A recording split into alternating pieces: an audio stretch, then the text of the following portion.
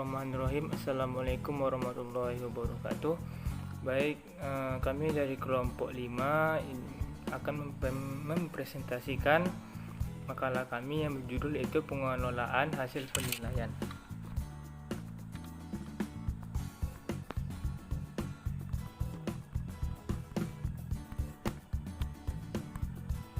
Itu yang beranggota yang pertama itu ada Cindy Pradila, ada Susi Ratnasari, dan saya sendiri yaitu Rahmat Iqbal Rahab. Baik, pemakalah yang pertama yaitu dari saya sendiri. Yang pertama, ketepatan menelaah pengelolaan hasil penilaian. Yang A, mengelola hasil penilaian. Sebelum masuk ke pemateri, itu ada menelaah kualitas soal tes berbentuk objektif. Yang A-nya analisis kualitas soal secara teoritis. B, analisis kualitas tes berbentuk objektif secara empiris. Baik, saya akan menjelaskannya secara supaya kawan-kawan mengerti, di mana analisis soal yang dalam bahasa Inggrisnya disebut item analysis dilakukan terhadap empirik. Maksudnya, analisis itu baru dapat dilakukan apabila suatu tes telah dilaksanakan dan hasil jawaban tersebut terdapat butiran-butiran soal telah kita peroleh. Terus lanjut, menelaah kualitas soal tes berbentuk objektif, di mana merupakan suatu tahap yang harus ditempuh untuk mengetahui derajat kualitas suatu tes, baik tes secara keseluruhan maupun butir soal yang menjadi bagian dari tes tersebut. Sebab itu tes digunakan guru harus memiliki kualitas yang baik. Dan lanjut, untuk yang A dan B-nya itu berkaitan pada data penilaian untuk kerja, di mana data penilaian kerja yang pertama ya. Data penilaian kerja untuk adalah skor yang diperoleh dari pengamatan yang dilakukan terhadap penampilan peserta didik dari suatu kompetensi. Skor dilakukan dengan cara mengisi format penilaian untuk kerja yang dapat berupa daftar cek atau skala penilaian. Lanjut, yang B-nya yaitu ada pada bagian B itu data penilaian sikap, di mana data penilaian sikap bersumber dari catatan harian peserta didik berdasarkan pengamatan atau observasi guru mata pelajaran. Data hasil pengamatan guru dapat dilengkapi dengan hasil penilaian berdasarkan pertanyaan langsung dan laporan pribadi. Terus ada data penilaian tertulis. Data penilaian tertulis adalah skor yang diperoleh peserta didik dari hasil berbagai tes tertulis yang diikuti peserta didik. Soal tes tersebut dapat berbentuk pilihan ganda ataupun esai dan lain sebagainya.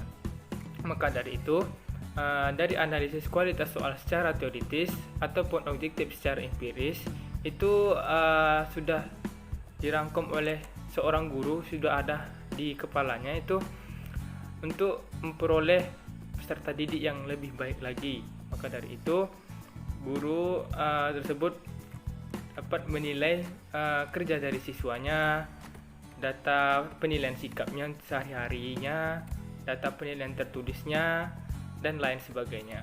Lanjut, yang B, interpretasi hasil penilaian dalam menetapkan ketuntasan belajar, yaitu ada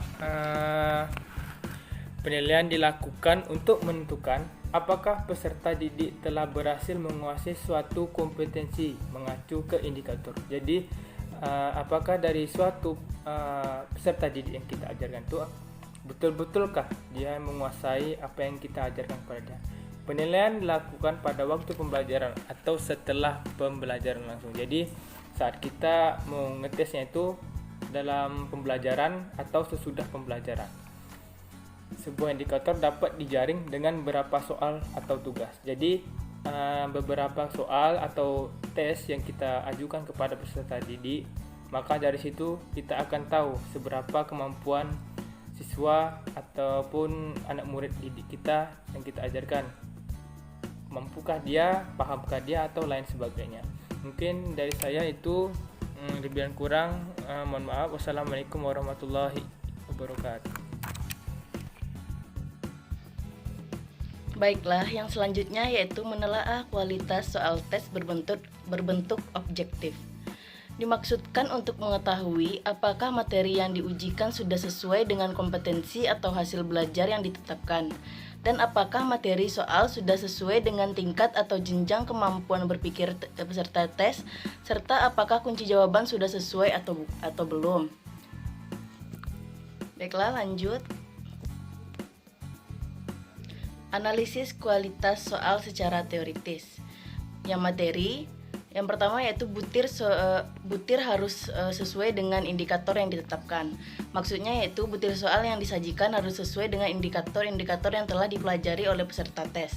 Yang kedua yaitu hanya ada satu jawaban yang benar. Di satu kasus saat saya sekolah dulu, jawaban di soal objektif itu terdapat dua yang benar.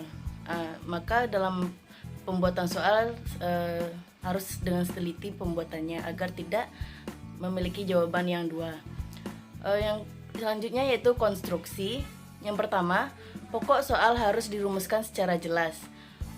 Soal yang dibuat harus dirumuskan secara jelas, maksudnya jelas apa yang ditanyakan. Yang kedua, pokok soal jangan mengandung pertanyaan yang bersifat negatif. Baiklah, selanjutnya pada aspek bahasa. Yang pertama, menggunakan bahasa yang sesuai dengan kaidah bahasa Indonesia. Yang kedua, menggunakan istilah baku. Mengapa harus menggunakan istilah baku? Karena kalau menggunakan istilah tidak baku dapat menyulitkan peserta tes dalam memahami soal yang ada. Baiklah, yang selanjutnya yaitu analisis kualitas tes, bentuk objektif secara empiris.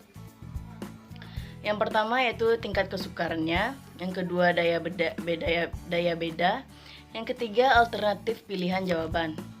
Baik, langsung saja kita bahas. Pada tingkat kesukaran, angka yang menunjukkan besarnya proporsi peserta tes yang menjawab betul pada suatu butir soal. Maksudnya yaitu banyaknya peserta didik yang dapat menjawab dalam satu butir soal tersebut. Yang selanjutnya yaitu daya beda, indeks yang menggambarkan tingkat kemampuan suatu butir soal. Yang selanjutnya itu alternatif pilihan jawaban.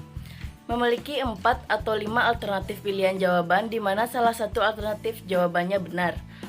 Contohnya yaitu ada objektifnya A, B, C, dan D dan E, atau A, B, C sampai D, A, B, C, D. Di antara kelima atau keempat alternatif tersebut harus ada satu jawaban yang benar. Baiklah, sekian dari saya. Akan dilanjutkan oleh rekan saya. Nah, selanjutnya yaitu mengolah dan memanfaatkan hasil penilaian. Data yang dikumpul dari penilaian dengan teknik tes dan kuantitatif, data tersebut merupakan data mentah yang memerlukan pengolahan lebih lanjut. Guru melaksanakan penilaian hasil belajar sesuai dengan perencanaan penilaian yang telah ditetapkan sebelumnya. Prosedur pelaksanaan pengolahan hasil penilaian ada 3. Yang pertama yaitu melakukan penskoran. Maksudnya di sini memberikan skor pada hasil penilaian yang dapat dicapai oleh responden atau peserta didik. Yang kedua yaitu mengkonversi skor mentah menjadi skor dasar. Maksudnya menghitung untuk mengubah skor yang diperoleh peserta didik yang mengerjakan alat penilaian disesuaikan dengan norma yang dipakai. Yang ketiga yaitu mengkonversi skor standar ke dalam nilai. Maksudnya di sini kegiatan akhir dari pengolahan hasil penilaian yang berupa pengubahan skor ke nilai, baik berupa huruf atau angka. Selanjutnya yaitu interpretasi hasil penilaian dalam menetapkan ketuntasan belajar. Penilaian dilakukan untuk menentukan apakah peserta didik telah berhasil menguasai suatu kompetensi dengan mengacu ke indikator pencapaian kompetensi. Penilaian dilakukan pada waktu pembelajaran atau setelah pembelajaran berlangsung. Sebuah indikator dapat dijaring dengan beberapa soal tugas. Kriteria ketuntasan belajar, setiap indikator dalam suatu kompetensi dasar atau KD ditetapkan antara 0 sampai 100. Kriteria ideal untuk masing-masing indikator lebih besar dari 60. Namun sekolah dapat menetapkan kriteria atau tingkat pencapaian indikator apakah 50, 60, ataupun 70. Apabila semua indikator telah tuntas, dapat dikatakan peserta didik telah menguasai KD bersangkutan. Dengan demikian, peserta didik dapat diinterpretasikan telah menguasai SK dan mata pelajaran. Apabila jumlah indikator dari suatu KD yang telah tuntas lebih dari 50, peserta didik dapat mempelajari KD berikutnya dengan mengikuti remedial untuk indikator yang belum tuntas.